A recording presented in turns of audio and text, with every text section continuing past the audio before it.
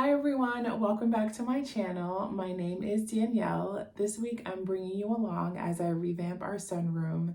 Our sunroom has been filled with boxes and now it's a room that's filled with vibrant and natural colors. I absolutely love how everything turned out. I've been wanting to fill this space for months now and I'm so excited that we finally got to do so, especially since we're in the middle of July and we'll be able to enjoy this space for a couple more months. I've been collecting pieces for months now. I've thrifted, I've bought secondhand on websites such as Facebook Marketplace and Craigslist, and I've DIY'd a few pieces to go into this space to save costs.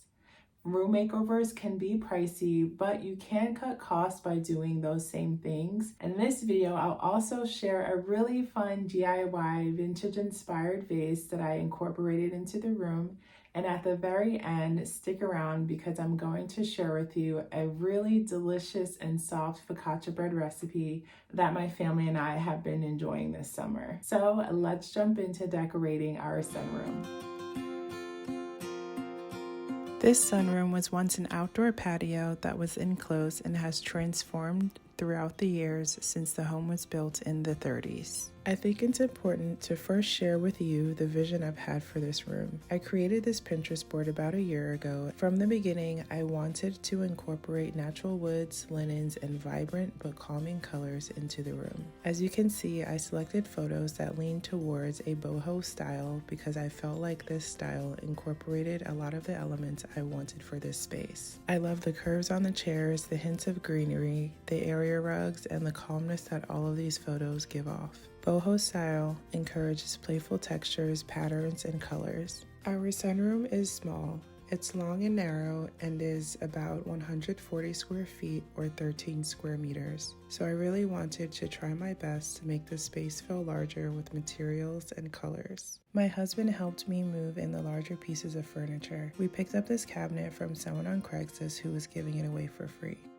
She actually DIY'd this herself and put this beautiful orange velvet fabric on the doors. This settee or lounger was another Craigslist find. It was in like new condition and was only $40. I love this rug and purchased it on Wayfair. It has actually been in our dining room since we moved in, but I never loved it there because it was too small, so the sunroom was the perfect new home for it. I took a step back and realized that I didn't like the layout so far. Something was off to me. I sat in this space for a while and decided that we needed to swap the cabinet and lounger. The placement of them made the room feel even smaller, and that was the opposite of what I was going for. As soon as we moved the cabinet, it immediately felt more open and inviting.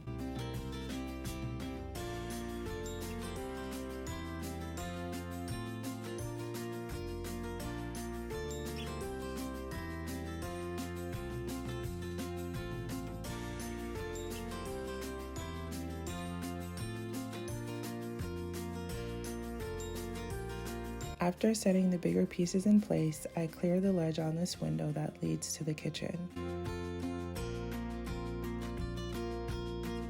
We installed this brown floating desk months ago so that I could have somewhere to work when needed. When we purchased it, it was on sale for $98 at Wayfair.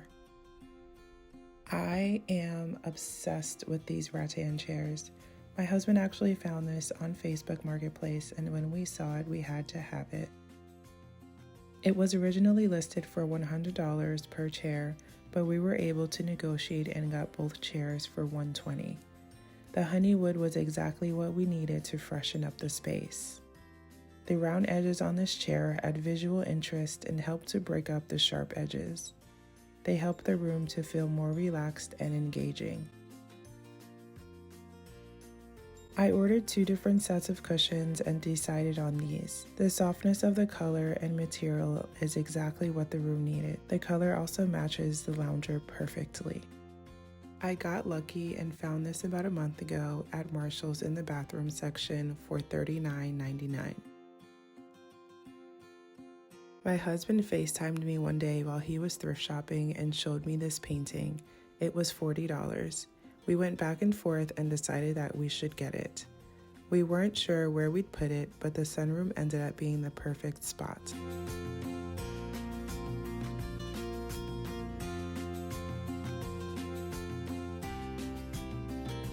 The frame was damaged, but he was able to fix and refinish the edges.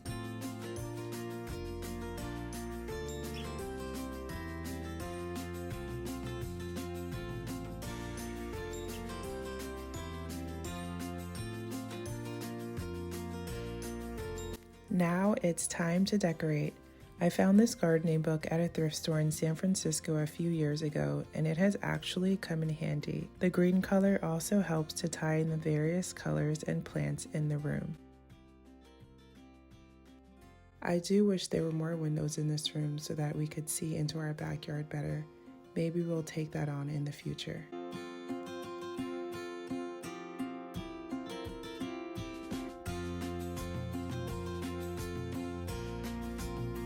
These pillows aren't the softest thing in the world, but I love the print. They are kilim pillows made from Turkish rugs. I bought them on Etsy. I purchased this really unique tea light candle holder from the thrift store.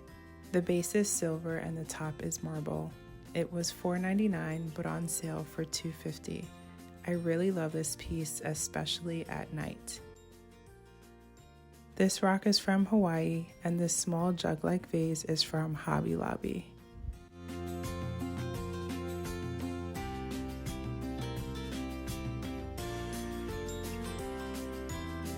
I want to take a second to point out this radiator on the right side of the room. I have been trying to wrap my brain around what I can do to conceal this and came across a few DIY wooden radiator covers on Pinterest. In a later video, I plan to create something similar to these, so stay tuned and let me know your thoughts on the design I should select.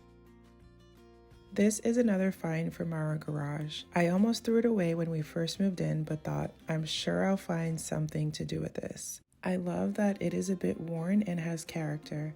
I love the crack on the seat and the paint stains on it.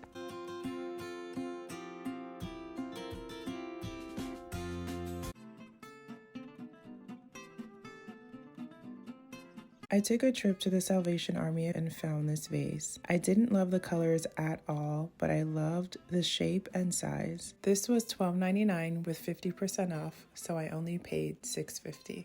These vases at our house are beautiful and influenced the direction I took for this DIY. For this first step, you will need a paintbrush and white acrylic paint. I began by painting the vase with 2 coats of white to ensure that the purple and gold would no longer be visible.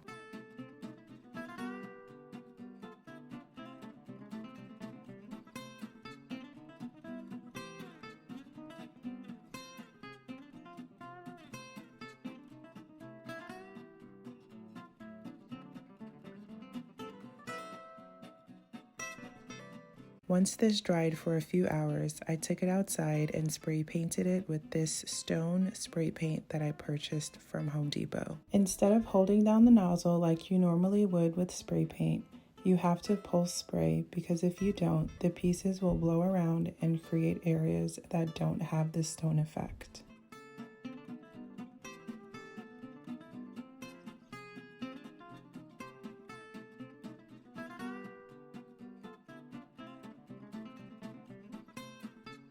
This is how it turned out once dried.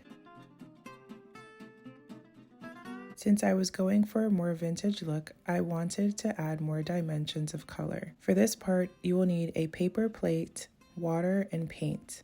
I bought an Oopsie brown paint from Home Depot for $2 and this tan color from the dollar store.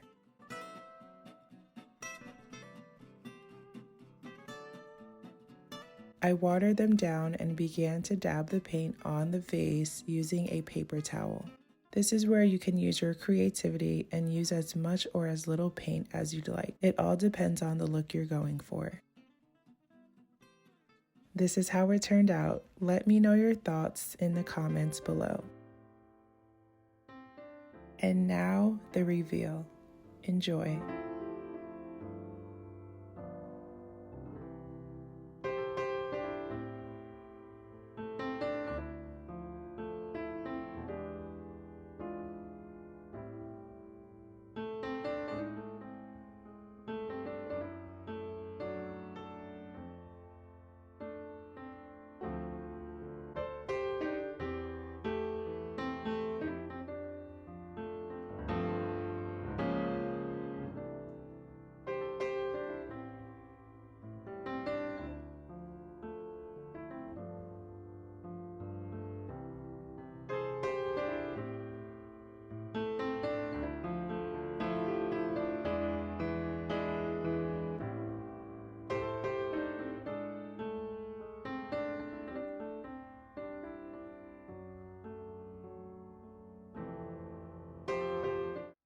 During the evening, I switched a few things around to allow the opportunity for more warm lighting.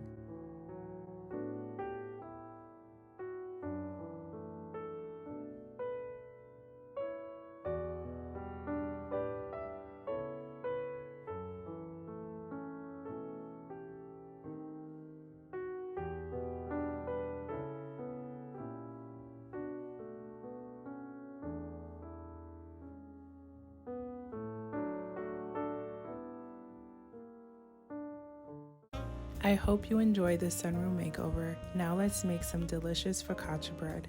You will need regular flour or bread flour, olive oil, salt, active dry yeast, measuring spoons, a bowl, and a whisk. I began by measuring out 4 cups of flour. I then sifted my flour, but this isn't required. It's just a habit I have since I bake a lot. Sifting typically makes desserts lighter and fluffier, but I haven't noticed a difference when sifting flour for bread. You will then add 2 teaspoons of salt and 2 teaspoons of active dry yeast.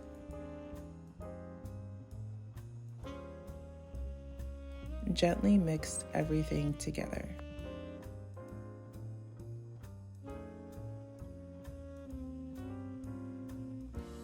Next, you will need 2 cups of warm water. I recommend following the instructions in the link to achieve the right temperature to activate the yeast. Use a spatula to fold all of the ingredients together. Do not mix quickly, but take your time and fold.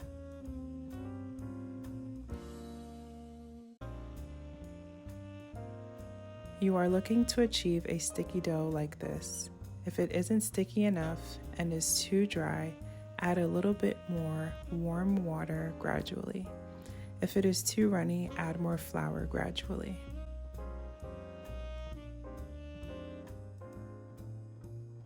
This step is necessary so that your dough stays moist as it rises.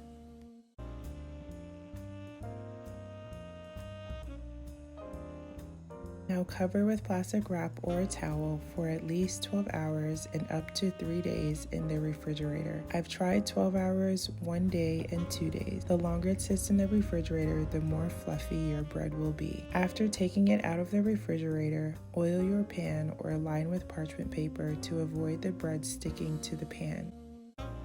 Your dough should have risen significantly. If it didn't, that means your water was too cool or too hot.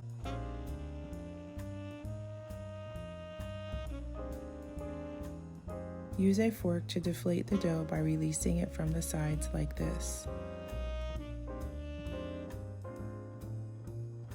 Depending on the size of your pan, you can split this dough in 2 or use all of it in one bake.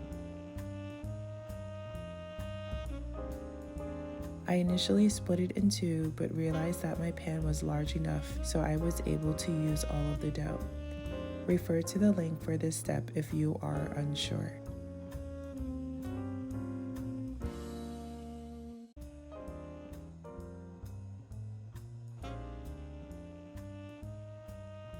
I then flipped the dough to ensure both sides were covered with olive oil.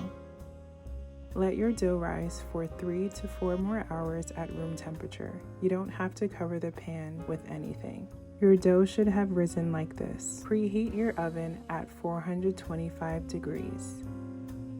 The ingredients that I will be using for this bread are rosemary, minced garlic, sun-dried tomatoes, and olives. But have fun and add whatever ingredients you like. Next, chop the rosemary and olives into fine pieces.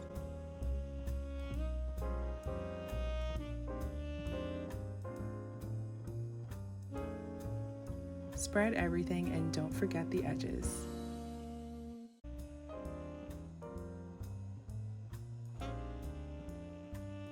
My husband doesn't like olives and sun-dried tomatoes, so I only spread them on one side.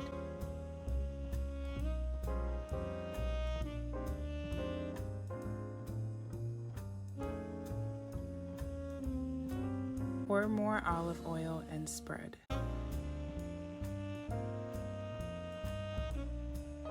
For the last step, Poke your fingers into the dough to assist the dough in giving your focaccia those beautiful airy dimples that it's known for. Then place your pan in the oven. Bake for 25 to 30 minutes. The timing will depend on your oven. So, lesson learned. Spread the sun-dried tomatoes on after you take the bread out of the oven, or add them a couple minutes before you take the bread out. I took the burnt ones off and added fresh ones. Now cut and enjoy.